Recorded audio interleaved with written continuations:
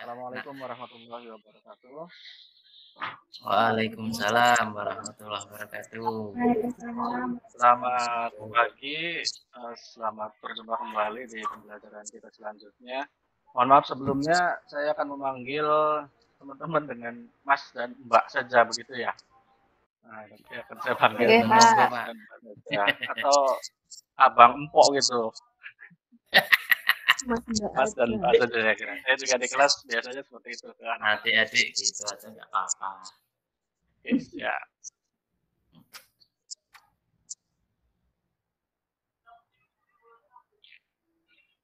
Baik, materi yang akan kita pelajari di hari ini sebetulnya lanjutan dari materi yang sudah kita pelajari di pertemuan berikutnya. Masih nyambung, temanya masih sama, yaitu terkait dengan gaya magnetik hanya saja. Nanti kita akan lebih khusus mempelajarinya terkait dengan di kasus khusus. Nanti akan kita lihat di seperti apa. Ada 4 nanti yang akan kita lalui di pembelajaran hari ini. Coba kita lihat di pengantar, ini kompetensi dasarnya sama dengan yang kemarin terkait dengan medan magnetik, industri magnetik, dan gaya magnetik. Kemudian daftar materinya, ini nanti yang akan kita pelajari di pertemuan hari ini. Kita akan fokus pada gaya magnetik yang terjadi pada dua kawat sejajar berarus listrik. Nah, submaterinya kita akan menentukan arah gaya magnetik pada dua kawat sejajar yang arus listriknya searah, yang kedua arus listriknya berlawanan, yang terakhir adalah menghitung besar gaya magnetik. Geser dulu.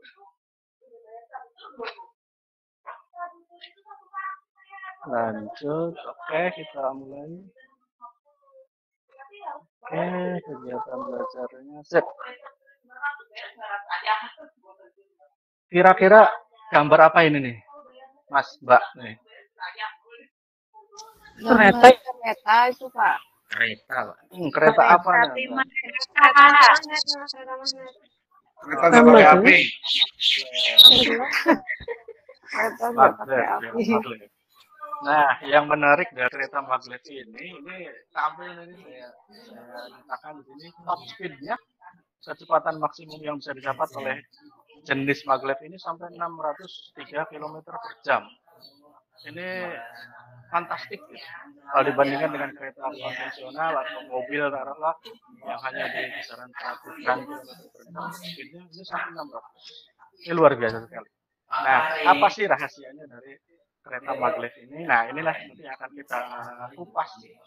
Kenapa maglev ini bisa mencapai top speed yang luar biasa. Bayangkan dengan kecepatan ini, Jakarta Semarang yang sekitar berapa ya? 500 km lah mungkin sekitar itu bisa ditempuh kurang dari 1 jam dengan maglev ini. Luar biasa. Oke, nanti kita akan bahas ya kenapa maglev ini bisa melaju begitu kencang.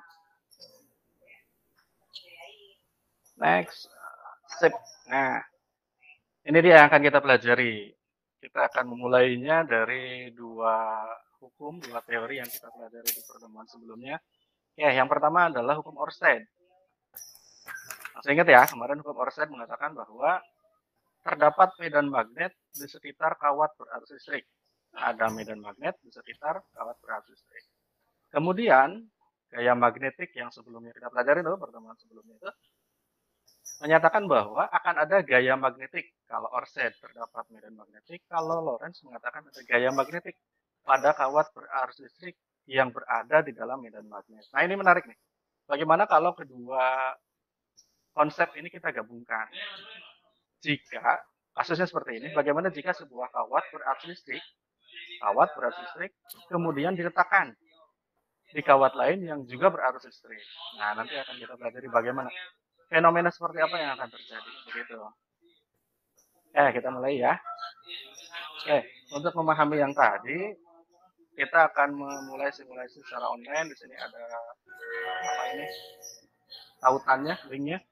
Sudah saya kirim di grup ya kemarin, termasuk LKPD-nya, nanti bisa sambil buka, bisa sambil diakses ini tabletnya sambil saya tunjukkan.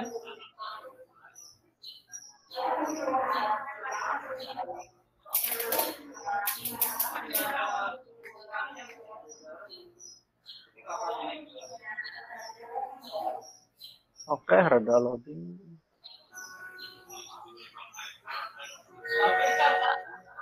Nah, ini bisa diakses secara online simulasinya. Ah, ini seperti ini.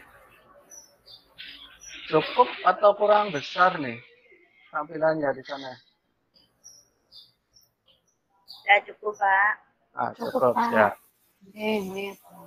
Oke, nanti kita akan menggunakan simulasi ini dengan bantuan LKPD. LKPD-nya mana ini?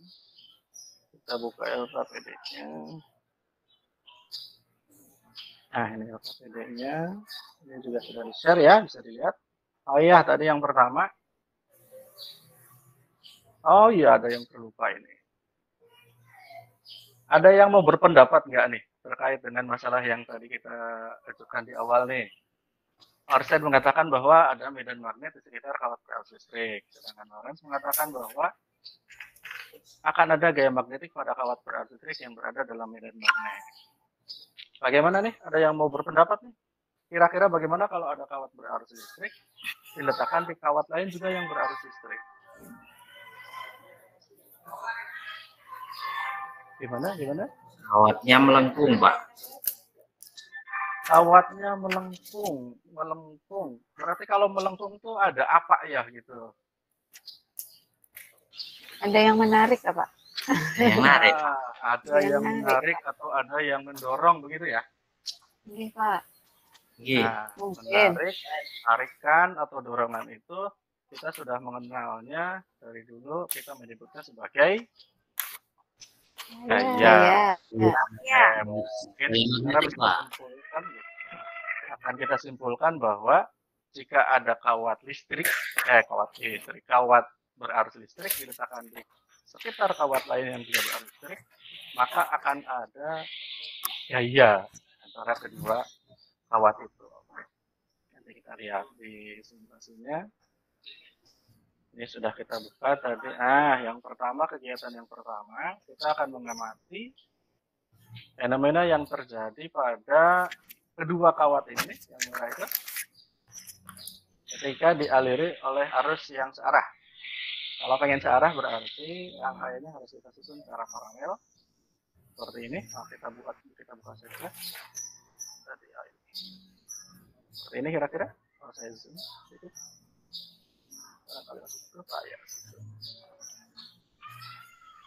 berarti yang paralel begini ya. Bisa sambil dicoba ya di rumah atau di HP-nya atau di laptopnya barangkali.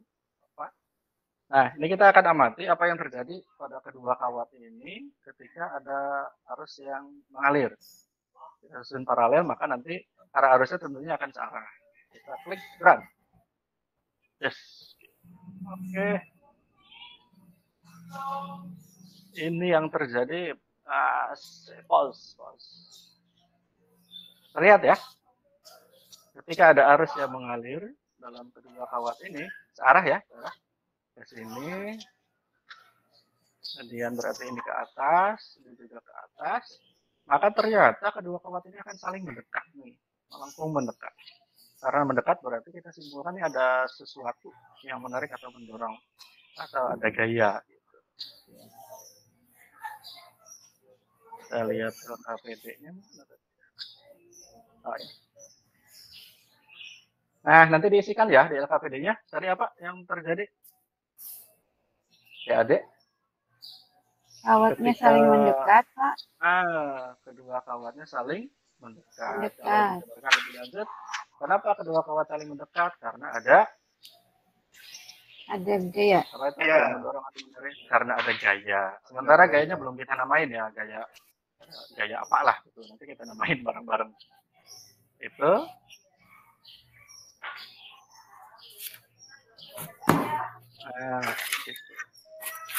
Nah, nanti digambarkan nih. Di LKPD ini digambarkan dua kawat yang tadi. Kemudian dia saling mendekat, begitu ya, saling mendekat. Nanti digambarkan nanti ada gaya di I1 ke berarti kemana nih? Ke kanan gitu, di I2 ke kiri gitu. Itu menyebabkan nanti I1 mendekati I2 mendekati I1. Nah, nanti digambarkan ini sudah nih gambar arusnya. Yang keduanya untuk mendefinisikan kenapa sih kalau ada gaya yang saling menarik kedua kawat itu. Nah, ini langkahnya nih. Yang pertama, gambarkan arah magnet. Arah medan magnet yang dialami kawat satu nih di sini akibat arus pada kawat kedua. Kan kemarin kata Orsen mengatakan bahwa ketika ada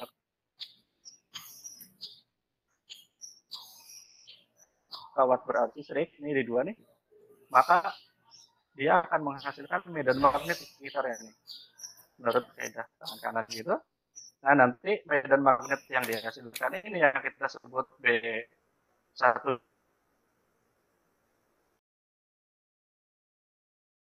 2 itu nanti dia akan nyampe ke sini nih. Pada kawat satu. Nah, pada kawat satu itulah nanti medan magnet itu akan berinteraksi dengan arus I1 ini. Jadi pertama, gambarkan medan magnet yang dihasilkan oleh dua. Gambarkan pula medan magnet yang dihasilkan oleh satu. Pada kawat dua. Nah, kemarin sudah kita definisikan ya bahwa kalau arah gayanya ditentukan oleh jari, maka arah telunjuknya menunjukkan arah arus listrik dan arah medan magnetnya ditentukan oleh arah jari tengah. Gitu. Nah, nanti digambarkan arah gayanya sebagai contoh yang ini nih. Pada I1. Pada I1, dia mengalami medan magnet I2 karena arahnya ke atas, maka berarti kemana ini? Keluar atau ke dalam nih? Masuk. Mana nih? Masuk. Coba masuk mana nih? I2 ke atas. Berarti kalau pakai tangan kanan, ibu jarinya ke atas. Ya. Putaran tangan, putaran keempat jarinya di sini masuk apa keluar nih? Masuk apa keluar? Gimana, Pak? Yang I1 masuk yang bidang kanan apa? masuk Titiknya mana, Pak? Yang tengah masuk ke coba. I2 kan harusnya coba. Nah. Kemarin kan ibu jari itu menunjukkan arah arus. Putaran keempat jarinya menunjukkan arah medan magnet. Nah, I2 nih, I2 menghasilkan medan magnet di I1. Arusnya ke atas, arah ibu jarinya ke atas, di I1 ini. Berarti kemana tuh arah medan magnetnya? Putaran jarinya itu. Masuk apa keluar? Titiknya di I1 keluar bidang. Di I1 keluar. Nah, di I1 keluar, nah sekarang kita kan melihat gaya magnetnya kemana nih di I1. Tadi kan medan magnetnya keluar, arah arusnya ke atas. Jadi untuk gaya magnet itu ibu jari menunjukkan gaya, arus telunjuk, dan medan magnetnya dari tengah. Berarti mana tuh? Dari telunjuknya ke atas, kemudian dari jari ke kanan. Dari tengahnya masuk itu keluar tuh. Ibu jarinya ke kanan karena medan magnetnya keluar gitu ya. Siapa? Gitu. Berarti nanti akan ada gaya yang mendorong atau menarik I1 ini ke kanan. Begitu. Begitu pula dengan I2. I2 akan menerima B dari I1, dia akan menerima gaya ke kiri. Jadi I1 mendapatkan gaya ke kanan, I2 mendapatkan gaya ke kiri. Sehingga kedua kawatnya akan saling mendekat seperti tadi yang disimulasi. Begitu ya. Oke, nanti digambarkan di sini di LKPD-nya. Nah, kasus yang kedua, bagaimana kalau arusnya saling berlawanan? Supaya mendapatkan arus berlawanan, maka kita akan menggunakan rangkaian seri. Nah, kira-kira seperti ini. Kita ubah. Ini kita stop dulu. Kita buat seri. Seri nanti akan ada arus ke sini, yang ini ke bawah, yang sebelah kanannya ke atas. Kita run. Nah, itu. Kita pause. Apa yang terjadi? Ketika melengkung arusnya berlawanan. Melengkung kemana? Masuk dulu. Menjauh, Pak. Menjauh. Berarti saling menolak. Menjauh. Kawat yang pertama ditolak oleh kawat kedua, saling menjauh. Kebalikan ya dengan yang tadi. Coba yang tadi saling mendekat. ketika arahnya searah, arah arusnya searah, kalau berlawanan, saling menjauh. Ya, kita lihat LKPD-nya. Kayak umum. Tadi gimana? Kedua kawatnya saling menjauh. Karena saling menjauh berarti artinya dia menerima gaya juga sama lah. Coba kita analisis sama dengan yang tadi nih.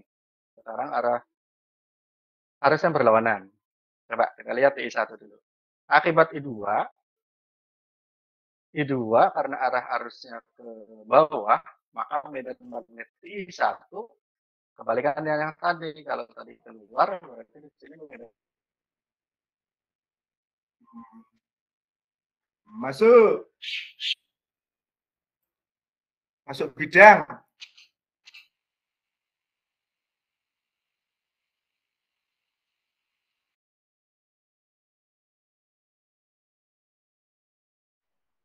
Suaranya hilang, Kak.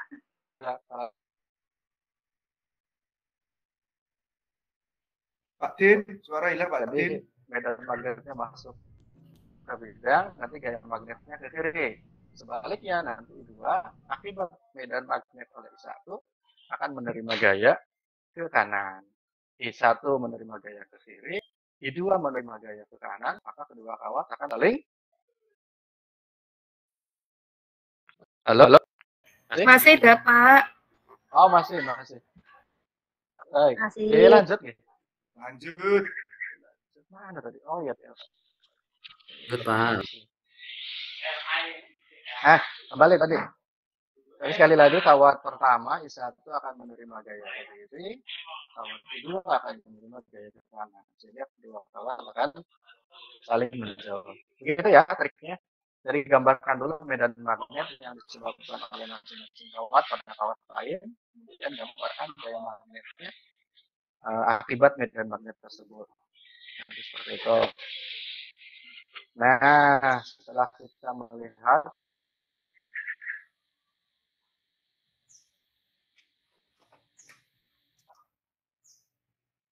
fenomena yang terjadi, akan ada gaya.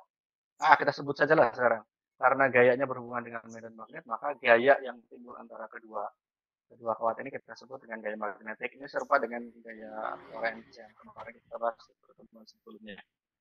Gitu. Ini dia. Coba kita lihat perumusannya ya. Ini namanya juga gaya Lorentz. Oke. Pada kawat kita akan mulai daripada kawat kedua kali ya. Kawat kedua sebelah kanan. Gaya Lorentz nih. Gaya Lorentz kemarin kita tuliskan pertama S dan I. Nah, sekarang B-nya ini adalah kawat medan magnet yang dihasilkan oleh kawat I1 ini lurus. Yang kemarin mu0 pada kawat lurus itu yang bersamanya B sama dengan mu0 kali I per 2 pi A itu. Nanti substitusikan B-nya, kemudian nanti jadi F2-nya mana ya? Tulisannya gimana ini? Pakai equation saja. LKPD yang wordnya ya.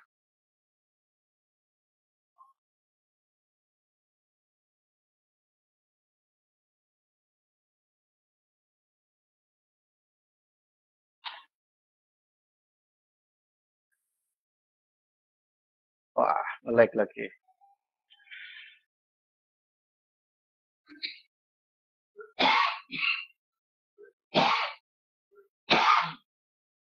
Masih terlihat? Masih. Masih. Di sini rada nge-lag. Ini dia. Coba kita tuliskan. F sama dengan I. Boleh disebutkan bareng-bareng. I kali Z kali L, Pak. L. Begitu ya? Kali L. Panjang. Sekarang B-nya. Panjang kawat. Oke, I-nya kuat arus listrik pada kawat kedua. B-nya adalah medan magnet akibat I1. I-nya adalah I2. B-nya adalah B oleh I1. L-nya adalah panjang. Berarti I-nya adalah I-nya adalah I2. Sorry. Nanti lah saya edit. B-nya adalah mu 0 mu 0 kali I kali mu 0 kali I-nya I berapa nih?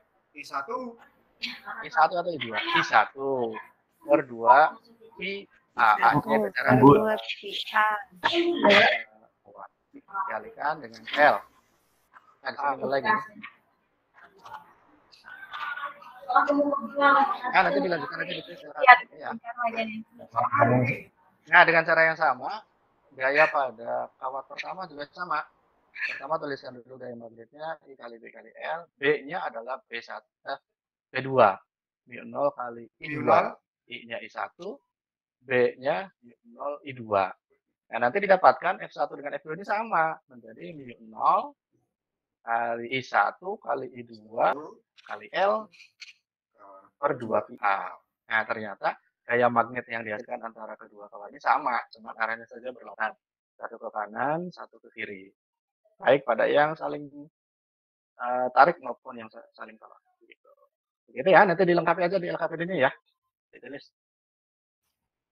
Nah, Pak. dari hasil yang tadi itu, maka kita bisa simpulkan nih. Tadi kan di awal kita jelaskan bahwa magnet tadi menu utama kegiatan masa pengantarnya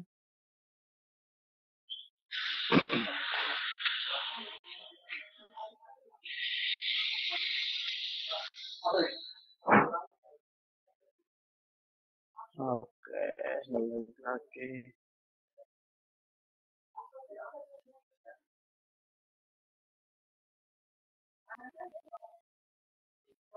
Nah, berdasarkan materi apa ini kan ada tiga nih. Yang pertama menentukan arah gaya, kedua arah gaya juga, tapi yang pertama tidak salah, kedua berlawanan, yang ketiga besar gaya magnetik dalam bentuk bersamaan. Nah, kita bandingkan dengan kesimpulan yang harus kalian buat ya. Yang pertama, bagaimana arah gaya magnetik pada dua kawat sejajar yang dialiri arus listrik searah. Jadi dijelaskan. Ini tuliskan mendekat atau menjauh. Tidak perlu gambarkan. Itu begitu pula kalau arus listriknya berlawanan. Mendekat atau menjauh.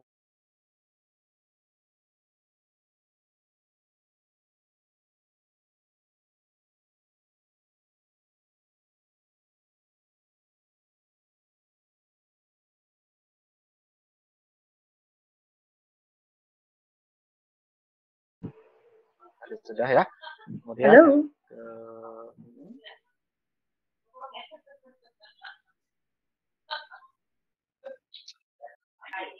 kita lihat di latihan soalnya. Aduh, lag. Apa ini? Oh, ini mah latihan soal kayak magnet ya yang kemarin dalam masalah ini. Ini sudah kita bahas lah. Yang soal bukan juga. Nah, ini yang keempat. Lihat satu nih. Seutas kawat horizontal membawa listrik I1, berarti yang atas nih 80 ampere. Ini besar sekali ya, harusnya kayaknya subtep ini kayaknya. Kemudian kawat kedua secara paralel diletakkan 20 cm. Oh, maaf ini bukan 20 meter, 20 cm di bawahnya. Ini kawat yang kedua dialiri arus I2. Seperti pada gambar. Kawat kedua mempunyai massa persatuan panjang sebesar 0,12 gram per meter. Seperti ini kira-kira. Yang ditanyakan adalah tentukan kuat arus pada kawat yang bawah I2 ini agar tidak jatuh akibat gaya gravitasi yang dialami. Ini kan kalau tidak ada gaya magnetik, maka karena ada gaya berat, kawat ini jatuh. Nah, bagaimana supaya tidak jatuh? berarti harus diimbangi oleh gaya magnetik, kita sebut sebagai FB lah taruh seperti ini. Karena gaya berat itu ke bawah, maka gaya magnetiknya harus ke atas. Seperti itu. Nah, ini yang ditanyakan adalah kuat arus listrik pada kawat yang di bawah agar tidak jatuh. Tentunya supaya dia menerima gaya ke atas, maka arah arusnya harus searah. Begitu ya. Karena tadi kan sudah kita simpulkan bahwa kalau arusnya searah maka saling tarik gitu. Yang atas akan menarik yang bawah, bawah menarik yang atas. Karena yang atas itu fix, maka nanti yang akan tertariknya adalah yang kedua, yang bawah itu. Kalau arahnya berlawanan justru nanti ini akan menerima dua gaya berat, gaya magnet. Bukannya menggantung, malah dia nanti akan jatuh lebih cepat. Gitu. Nah, oke, kita lihat pembahasannya.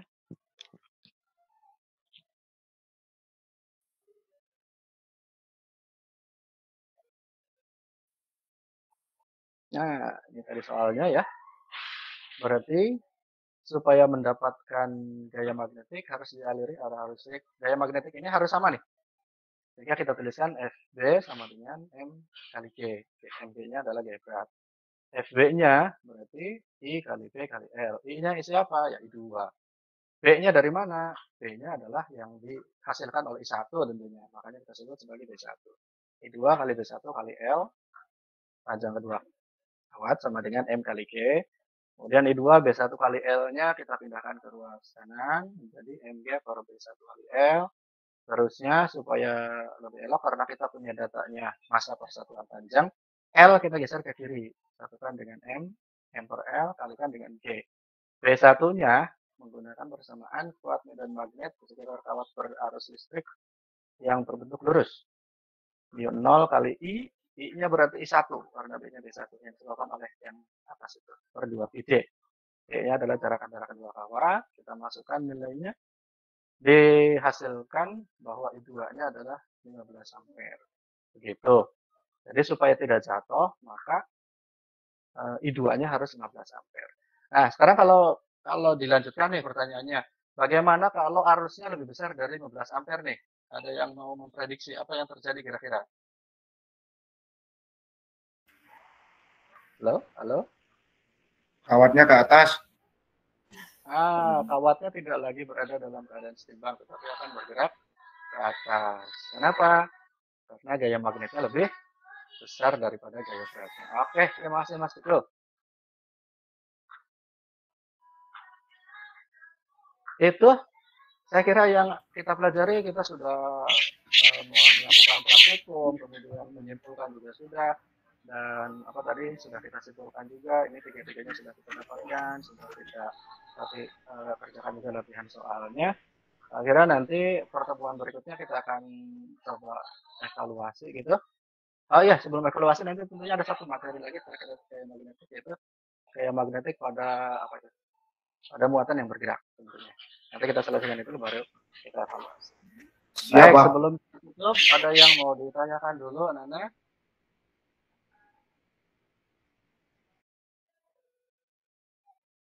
Halo?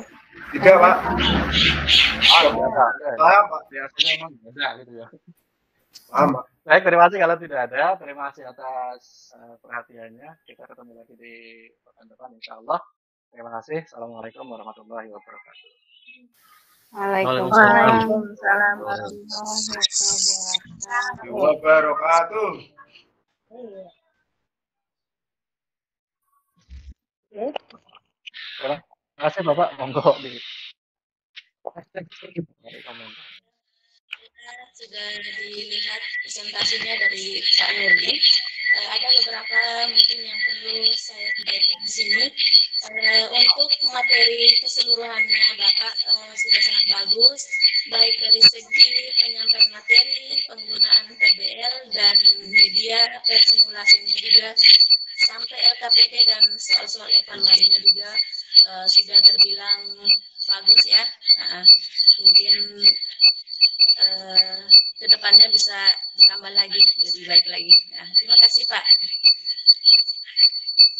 Oh ya Pak, ada sedikit masukan di sini. Jadi saya lihat beberapa soal mungkin dengan menggunakan bahasa Inggris. Kira-kira siswanya itu bisa memahami dari isi soalnya atau bagaimana? Kalau kita di sini ya kalau dibilang bahasa Inggrisnya masih kurang paham ya untuk soal-soal seperti itu. Mungkin kalau Bapak ya di sekolah-sekolah yang maju mungkin bahasa Inggrisnya sudah bisa dipahami untuk siswanya. Baik Pak. Pertama dari kekurangannya dulu banyak mungkin Bapak ya. Jadi tadi di awal suara Pak Nurudin agak kecil dan kemudian kekurangan yang lainnya di pertengahan tadi juga sempat nge-lag dan terputus-putus mungkin karena kendala sinyal begitu. Itu untuk beberapa kekurangannya. Kemudian untuk yang lainnya dari mulai pendahuluan tadi juga sudah disampaikan secara urut, sistematis dan cukup singkat begitu. Mungkin untuk efektivitas waktu, pemaparan materinya juga sudah runtut, sistematis, jelas dan tadi juga sudah menggiring kepada istilah gaya magnetik dan atau gaya disebut dengan gaya Lores. Namun mungkin tadi kalau saran saya mungkin agak sedikit diceritakan kenapa namanya gaya Lores begitu. Ini cuma sekedar masukan aja Bapak. Kemudian untuk tampilan media ajarnya, PowerPoint-nya juga sangat interaktif sekali, menarik. Dan tidak seperti biasanya atau pada umumnya gitu. Dan untuk praktikumnya ini juga tidak melulu harus menggunakan pad. Jadi Pak Nurdin sudah mempunyai referensi yang lain, Maglev apa namanya tadi ya, Maglev. Dan ini juga sangat menarik sekali, interaktif dan saya yakin bisa mengajak siswa lebih tertarik lagi pada materi ini. Kemudian untuk soal yang tadi disampaikan, ini juga sudah masuk kategori HOTS dan sudah juga dilengkapi dengan penjelasannya dan dengan penjelasan yang sistematis juga. Dan yang terakhir juga sudah disampaikan tadi kesimpulan yang diperoleh dari hasil pembelajaran yang sudah disampaikan Pak Nurudin. Mungkin begitu Bapak komentar dari saya. Terima kasih. Pak Nurudin sudah sangat bagus Bapak, dari medianya juga sangat bagus, sangat interaktif, inovatif juga, bisa ngajak anak untuk bisa dalam berkomunikasi juga bagus. Terus untuk maglabnya juga menarik ya, bisa lebih explore juga tentang materi di gaya magnetik di maglab. Okay. Untuk kekurangannya ya sama sih sebenarnya tadi seperti yang disampaikan Pak Zaki, jadi nggak banyak. PBL-nya juga sudah bagus, mengajak anak untuk membangun mencari masalah, mulai dari poinnya sudah komplit lah untuk Pak Nurudin. Mungkin menambahkan saja, tadi saya lihat pas di soalnya ada sedikit bahasa mungkin kurang pas sedikit menurut saya. Tadi di soal dinyatakan ada kabel membawa arus listrik. Nah, itu bahasanya mungkin lebih dienakkan menjadi kabel dialiri arus listrik. Biar enggak menimbulkan miskonsepsi. Nah, ini ada kawat horizontal membawa arus listrik. Nah, itu khawatirnya anak malah bingung miskonsepsi. Mending diganti menjadi sebuah kawat dialiri arus listrik. Nah, karena di situ sifatnya kawatnya komponen pasif. Yes. Pokoknya kita yaitu kalau kita melihat sesuatu dari teman, harapannya bisa saling membantu agar teman kita juga lebih bagus lagi gitu ya. Wah, ini bagus ini. Saya senang dengan komentar-komentar seperti ini. Tapi kalau misalkan Pak Nurudin ini punya ide memang sengaja mau membuat itu ya nggak masalah juga kalau ada tema misal ya Pak ya. Tapi kalau memang ada yang terlihat ini juga masukan yang bagus. Gitu. Terima kasih Pak.